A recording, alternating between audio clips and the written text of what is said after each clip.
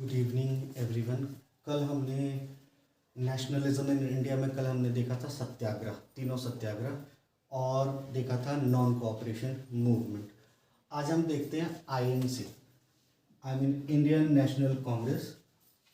इसकी फॉर्मेशन कब हुई और इसमें कौन कौन से लीडर्स थे जो काफ़ी फेमस थे और जिन्होंने इसकी इंडियन नेशनल कांग्रेस की गाइडलाइंस को फिक्स किया, इसके ऑब्जेक्टिव्स को फिक्स किया, और जो आज इंडियन नेशनल कांग्रेस है वो आज किस फॉर्म में है वो भी हम देखेंगे।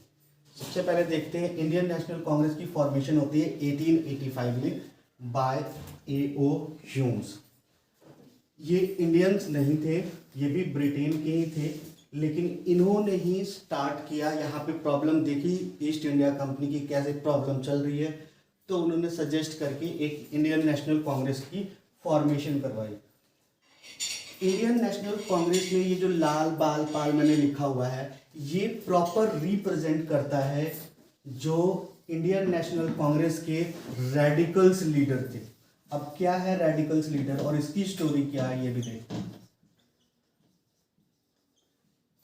इनमें रेडिकल्स लीडर्स में हम कहते हैं लाल यानी लाला लाजपत राय जो पंजाब से थे, बाल यानी बाल गंगाधर तिलक जो महाराष्ट्र के थे, और पाल यानी बिपिन चंद्र पाल जो बंगाल से थे। ये लोग रेडिकल्स थे, मतलब ये इसमें बिलीव करते थे कि जब तक हम गन आर्टिलरी ऐसा कुछ यूज़ नहीं करेंगे तब तक ये ब्रिटिश गवर्नमेंट या कॉलोनी से हम फ्री नहीं हो सकते, ब्रिटिश गवर्नमेंट हमें छोड़ेगी नहीं।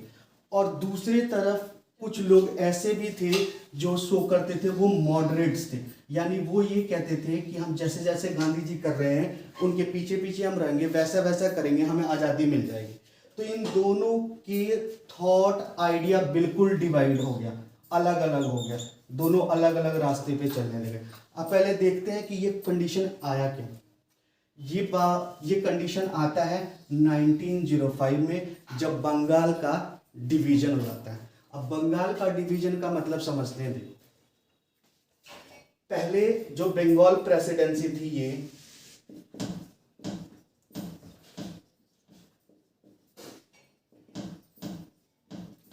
उसमें 3 स्टेट को कंबाइन करके बनाया गया था। जो अभी के 3 स्टेट कौन कौन से हैं?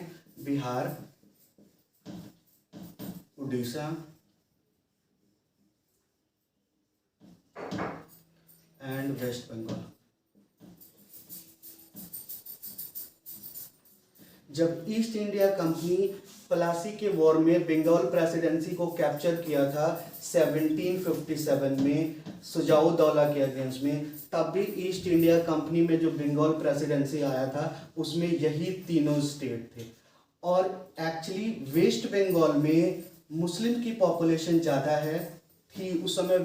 जो बांग्लादेश अभी बना है वो भी वेस्ट बंगाल का बंगाल प्रेसिडेंसी का ही पार्ट था। तो मुस्लिम की कम्युनिटी यहाँ पे ज़्यादा है, तो ईस्ट इंडिया कोशिश पूरी करने लगी कि कैसे हम इन्हें 2 पार्ट में डिवाइड कर दें, मतलब एक साइड हम हिंदू को कर दें और एक साइड हम मुस्लिम्स को कर दें, इसको तोड़ के, जिसकी वजह से इन्हें डील करने में ईजी हो। वो चाहते नहीं थे कि जैसे यहाँ मोहम्मद अली जिन्ना थे मॉडरेट में, तो वो गांधी जी के पैरेलल माना जाता था उनको, और वो केवल मुस्लिम्स और इस्लाम्स के फेवर में सारे पॉलिसी या जो भी स्ट्रैटेजी बनाते थे। तो उनका मेन मोटो था ईस्ट इंडिया कंपनी का या ब्रिटिश गवर्नमेंट का कि कैसे भी करके इनमें डिवीजन कर दो।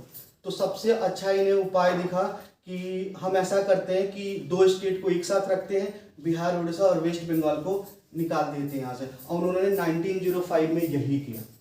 और इन मॉडरेट लीडर्स थे वो ये कहते रहे, इनको कन्विंस करते रहे बार बार कि ऐसा कुछ भी नहीं होगा, ब्रिटिश गवर्नमेंट इसको डिवाइड करेगी नहीं, और ये ऐसा ही हुआ। 1905 में डिवाइड कर दिया 2 पार्ट में, मुस्लिम्स को अलग कर दिया और बिहार और उड़ीसा को एक से, जिसकी वजह से रेडिकल्स यहाँ से अब उनका गाइडलाइंस, उनके तरीके, उन्होंने भगत सिंह और चंद्रशेखर आजाद ये सारे लीडर्स इसमें इंक्लूड हो गए और इन्होंने शुरू किया मूवमेंट इंडिया के अंदर अगेंस्ट कॉलोनियल रूल। तो इसमें 2 चीज इंपॉर्टेंट है और 12 MCQ क्वेश्चंस में भी आ जाता है कि कब कांग्रेस का डिवीजन हुआ दो पार्ट्स में, मॉडरेट और रेडिकल्स, तो याद रखेंगे 1905। दूसरा पूछ लेता है, क्वेश्चन आएगा लाल पाल बाल और पाल स्टैंड फॉर, फिर ऑप्शन में रहता है तो याद रखना लाल लाला लाजपत राय। और याद सबसे इंपॉर्टेंट चीज, हमेशा नेम की जगह पे पूछता है कि कहाँ से वो थे, किस प्रेसिडेंसी से थे, तो सबसे इंपॉर्टेंट ये याद रखना है लाला लाजपत राय पंजाब, बाल गंगाधर तिलक महाराष्ट्र और बिपिन चंद्र पाल वेस्ट बंगाल।